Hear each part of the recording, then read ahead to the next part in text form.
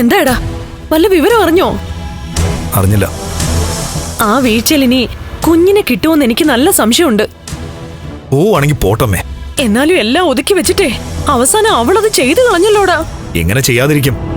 അതുപോലെയല്ലേ അവളെ എവിടെയിട്ട് ബുദ്ധിമുട്ടിച്ചത്. ഇതിപ്പോ അനിയത്തിയും ചേച്ചിയും തമ്മിലുള്ള പ്രശ്നം. കുറച്ചു കഴിയുമ്പോ അവളോട് കണ്ണനും മഹാലക്ഷ്മിയും ഒക്കെ അങ്ങ് ക്ഷമിച്ചോളൂ. അങ്ങനെ ക്ഷമിക്കുവോ എന്നാ വിശ്വാസം.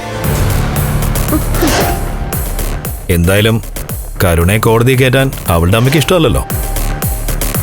അവര് ചിലപ്പോ കാല് പിടിച്ച് പറയുമായിരിക്കും മഹാലക്ഷ്മിയോടും കണ്ണനോടും അങ്ങനെയൊന്നും ചെയ്യരുതെന്ന്.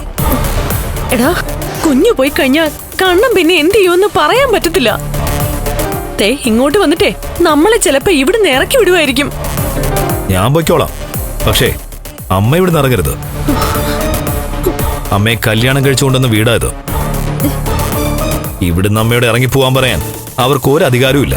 എടാ, അധികാരമില്ലെന്ന് പറഞ്ഞാ എങ്ങനെ ശരിയാവൂടാ? ഇത് അവരുടെ വീടല്ലേ. ആയിക്കോട്ടെ എന്ന് വെച്ച് അമ്മമാരെ നടതള്ളാൻ ഇന്ന് നിയമമൊന്നുമില്ല. അയാൾ ഇനി എത്ര വക്കീലായാലും അവൻ നടക്കുന്ന കാര്യമല്ല.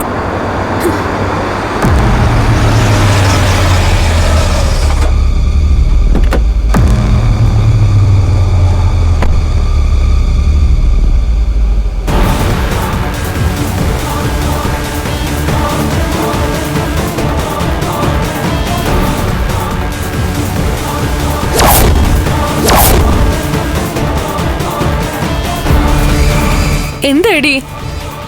ഏട്ടത്തി അവരുടെ കുഞ്ഞും മരിച്ചു എന്ന് കേൾക്കാൻ വേണ്ടിട്ടല്ലേ രണ്ടാളും കാത്തിരിക്കുന്നേ. അമ്മയും കുഞ്ഞും മരിച്ചില്ലെങ്കിലും ഞങ്ങൾക്ക് കുഴപ്പമൊന്നുമില്ലടി. അവള് പോയല്ലോ അല്ലേ ആ രാക്ഷസി. ഇനി മേലിൽ അവളെ ഈ വീട്ടിനകത്ത് കയറ്റരുത്. അത് പറയാൻ നിനക്കെന്താ അവകാശമുള്ളത്? അവകാശമുള്ളവര് പറയും. അവൾ ഇനി ഈ വീടിനകത്ത് വേണ്ടാന്ന്. എല്ലാം വരുത്തി വെച്ചതാ മഹാലക്ഷ്മി അടി. പെട്ടെന്ന് അവളുടെ ഒരു ഭരണം. നമുക്ക് മാനം മര്യാദയ്ക്ക് അങ്ങ് ജീവിച്ചൂടായിരുന്നു ഇവിടെ. അവളെന്തിനാ എടുത്താ പൊങ്ങാത്ത ജോലിയൊക്കെ കരുണമോളെ കൊണ്ട് ചെയ്യിച്ചത്? അവളെ പിന്നെ ഇവിടെ രാജകുമാരിയെ പോലെ വാഴിക്കണോ? ഏട്ടന്റെ ഏട്ടത്തിയുടെയും ചെലവിലാ അവൾ ഉൾപ്പെടെ നിങ്ങൾ എല്ലാവരും ജീവിക്കുന്നേ. എടി, അതിന് ഞാൻ ഇവിടെ ഉണ്ടല്ലോ. അല്ലെങ്കിൽ ഞാനല്ലേ അടുക്കള കയറിക്കൊണ്ടിരുന്നത്. അത് പോരാ, കരുണമോള് തന്നെ വീട്ടു ജോലി മുഴുവൻ ചെയ്തു തീർക്കണമെന്ന് അവക്കെന്താ ഇത്ര വാശി? വാശി പിടിച്ച ഈ രീതിയിൽ ഏതെങ്കിലും പെൺകുട്ടികൾ ചെയ്യോ? അത്രയ്ക്ക് മനസ്സ് മടുത്ത് നടക്കായിരുന്നു കരുണ. അവളെ കൊണ്ട് കളയാൻ നോക്കേട്ടാ. കളയേണ്ടത് അവളെയല്ല, മഹാലക്ഷ്മിയെയും പിന്നെ നിന്നെ കെട്ടിക്കൊണ്ടുവന്ന സാഗറിനെയാ. അതെ, അർഹതയില്ലാതെ നിന്റെയും കണ്ണന്റെയും ജീവിതത്തിൽ കടിച്ചു തൂങ്ങിക്കിടക്കുന്ന ഇത്തിൽക്കണ്ണികളാ രണ്ടെണ്ണവും.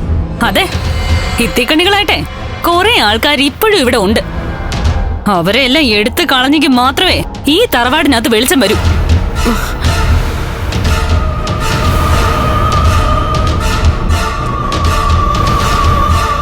ഇപ്പൊ അവളെ എന്റെ കൺമുന്നിൽ കണ്ടിരുന്നെങ്കിലേ ഒത്തി അരിഞ്ഞ് ഞാൻ തള്ളിയേനെ.